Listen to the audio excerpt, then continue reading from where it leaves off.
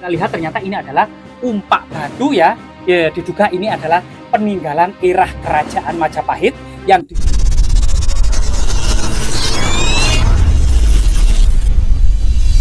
Pemirsa, kita akan terus mengungkap, menyibak, serta kemudian membedah berbagai macam tinggalan artefaktual, termasuk cerita-cerita, legenda, folklor, pamali, mistis, maupun pengalaman-pengalaman yang ada di tengah-tengah masyarakat tentang berbagai macam tinggalan yang terseret di lapangan.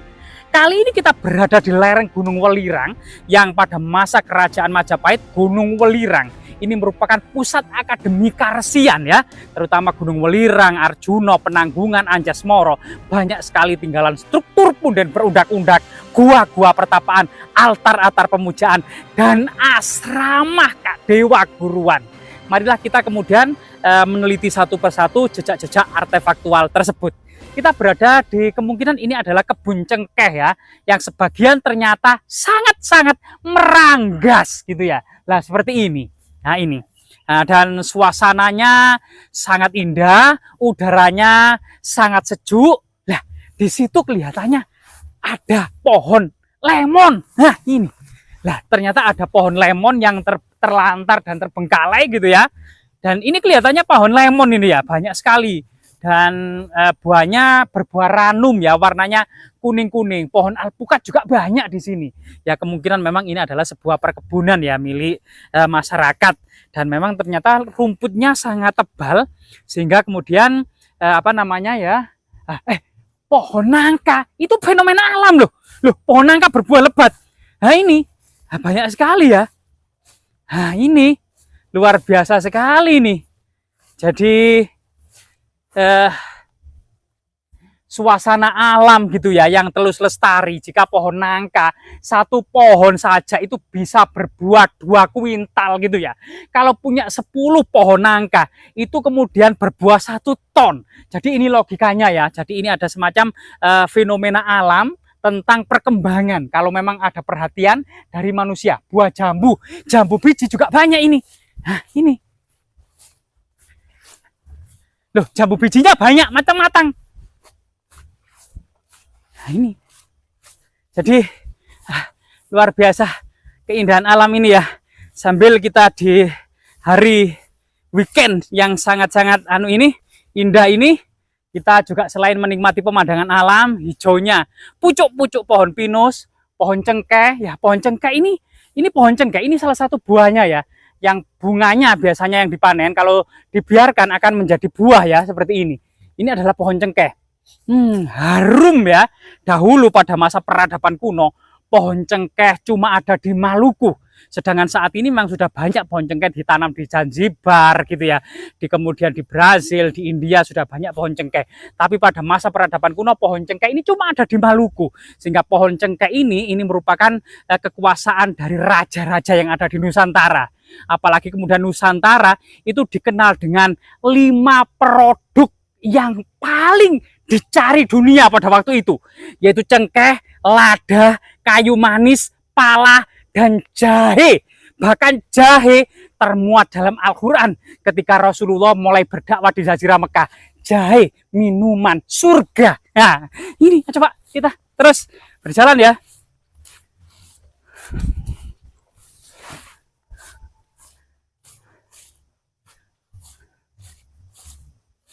Nah, ini pohon alpukat. Nah, kurang tahu asal usul alpukat, mungkin dibawa oleh para kolonial Belanda ya. Kita tidak temukan di pasar-pasar Majapahit waktu itu ada alpukat gitu ya. Karena memang ternyata ini ada alnya, kemungkinan dibawa oleh para pedagang dari sana ya, mungkin dari Arab gitu ya. Alpukat.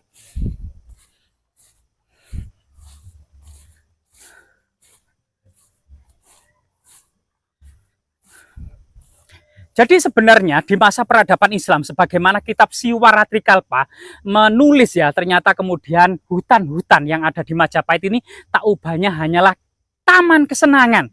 Banyak pada waktu itu ya, kita dapati babi rusa, kemudian apa namanya rusa, menjangan, gajah, badak, kemudian banteng liar, termasuk kemudian kerbau liar itu banyak. Sekarang kita sudah tidak mendapati lagi ya. Ini kemudian menjadi introspeksi diri bagaimana kemudian kalau kita melestarikan alam dan budaya tentunya bagaimana apakah kita bisa mengembalikan ya alam Nusantara itu seperti pada masa kerajaan Majapahit penuh dengan hewan-hewan liar yang dipelihara atau dilindungi oleh negara. Mari kita teruskan.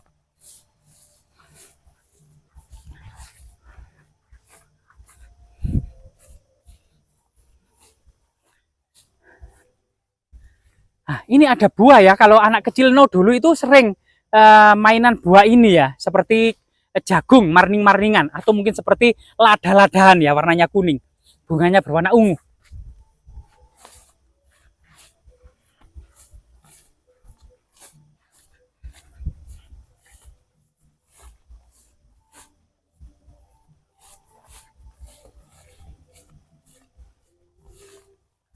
Lah, pemirsa, di sini kita menemukan sebuah gerbang atau gapura ya berarsitektur kerajaan Majapahit namun lebih kecil dan ternyata ditumbuhi banyak tanaman suplir. Nah, seperti ini tanaman suplirnya. Ah, ini ya. Aduh, ini tanaman suplir.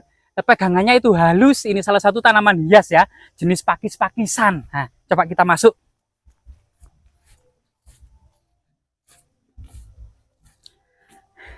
Jadi dalam kitab Negara Kertagama pada masa kerajaan Majapahit di puncak kejayaannya, ketika Raja Hayam Wuruk dan Mahapati Gajah Mada masih ada, di mana kemudian Empu Prampaca menulis ada 7 karesian ya yang diduga ada di gunung-gunung terbesar, antara lain adalah Sumput, Rumpit, Buton, Pilan, Jagadita, Pucangan, dan Pawitra. Ya, nama Pawitra ini muncul ya, diduga Pawitra ada di Gunung Penanggungan saat ini. Sedangkan karesen-karesen yang lain kemungkinan juga ada di Gunung Arjuna, Welirang, dan Anjasmara seperti yang kita telusuri saat ini. Nah, ini jambu biji lagi nih teman-teman. Nah, tapi banyak sekali yang jatuh dan dimakan oleh codot. Nah ini, iya besar sekali ya. Yang di atas ya, bah belimbing juga banyak teman. Agak rusak ya. Nah, di sana ada melambai-melambai bendera merah putih ya dalam sejarahnya ketika kemudian pasukan Raden Wijaya sampai di Hanjiru mengarah melihat arah selatan, ternyata kemudian melambai-lambai bendera Kadiri berwarna merah dan putih sudah menguasai ibu kota kerajaan Singosari pada masa Kertanegara tahun 1292. Bendera Majapahit yang merah putih juga disebut dengan bendera gula klopo. Jadi pada waktu itu kelapa yang diparut berwarna putih dan gula pada waktu itu merupakan representasi dari warna merah. Merah gula dan kelapa inilah merah putih. Kemungkinan juga merupakan secara tinjauan historis ya dari munculnya bendera pusaka negara kita merah putih.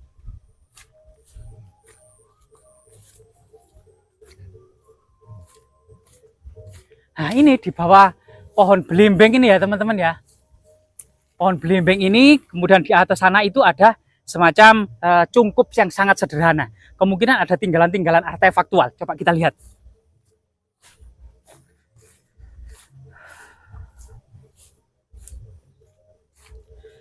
Jadi kita mulai memasuki area yang pada masa lalu kemungkinan merupakan area yang sangat magis dan sangat sakral.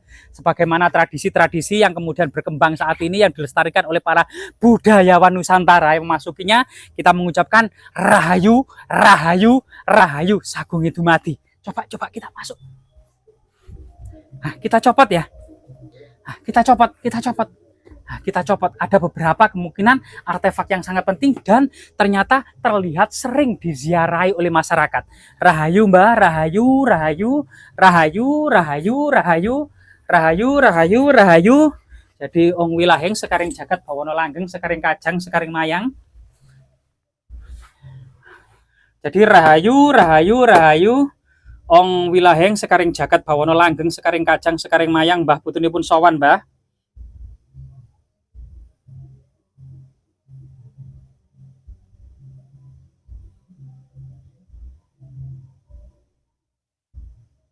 Jadi saat ini kita mengetahui ya, ada sebuah makam tapi berorientasi, ternyata orientasinya itu adalah timur barat ya, berbeda dengan orientasi makam muslim pada umumnya yang berorientasi ke selatan utara.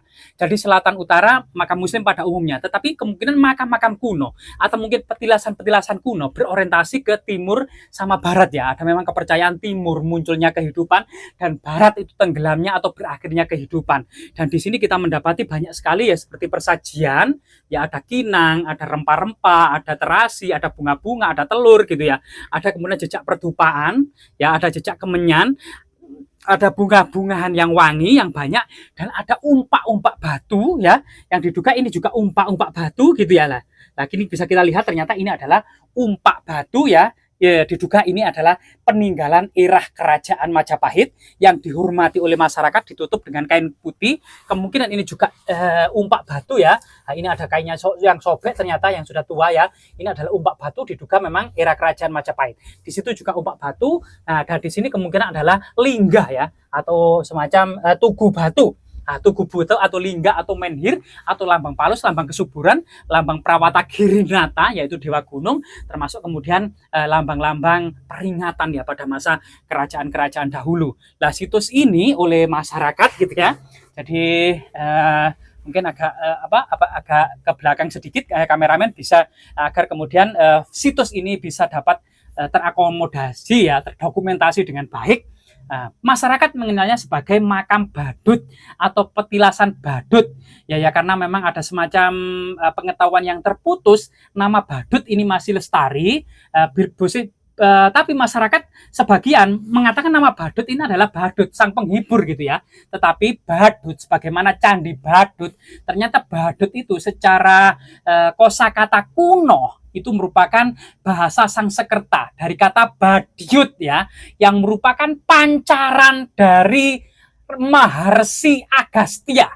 Jadi badut itu merupakan pancaran atau spektrum dari Maharsi Agastya, sehingga Maharsi Agastya ini memiliki spektral atau pancaran atau badyut. Inilah kemudian yang dinamakan dengan situs dan definisi dari badut. Jadi badut bukan sang penghibur, melainkan badut kemungkinan diambil dari kosakata kuno atau bahasa Sangsekerta dari kata badyut yang merupakan pancaran atau spektrum dari Maharsi Agastya. Jadi Maharsi Agastya ini merupakan adalah sosok yang menjadi perantara antara alam dewa dan alam manusia yang menyebarkan agama Hindu ke Nusantara. Maharsi Agastya inilah yang kemudian dibuatkan arca dengan perut buncit, membawa trisula dan kendi, berjenggot, bergelung, rambut panjang dengan sosok yang tua. Inilah adalah gambaran dari Maharsi Agastya. Maharsi Agastya sendiri merupakan sebuah arca yang berada di relung bagian timur dalam sebuah konteks candi agama Hindu, di mana kemudian di dalamnya biasanya ada Linggayoni, kemudian pintu masuk kiri kanan biasanya ada Nandiswara dan Mahakala, kemudian di relung candi bagian timur ada Maharsi Agastya, relung sebelah selatan ya, relung sebelah selatan kalau candi ini menghadap ke barat. Relung sebelah selatan adalah Maharsi Agastya, relung sebelah timur adalah Ganesha, relung sebelah utara adalah Dewi Durga atau Parwati, dan kemudian ritual pradaksina mengitari candi ini atau pradaksina gitu ya, itu kemudian memasuki area candi Hindu, dan di depannya biasanya ada semacam candi wahana atau tempat biasanya di dalamnya ada lembu nandi. Inilah semua sebuah model-model pemujaan agama Hindu pada masa peradaban kuno, terutama diduga memang ini bagian dari peradaban kerajaan Majapahit jika ditilik ya, karena memang ternyata cuma ada 4 atau hilang 1 kemungkinan ya, ada 3 buah umpak batu diduga era kerajaan Majapahit, ada semacam lingga, kemungkinan dahulu ada mandapa, bisa saja kemudian asrama ya atau mandala Kadewa Kuruan, termasuk kemudian ada unsur pemujaan Prawata Girinata, ada unsur persajian dan unsur pertapaan, dan ini adalah sesuatu dalam konteks karesian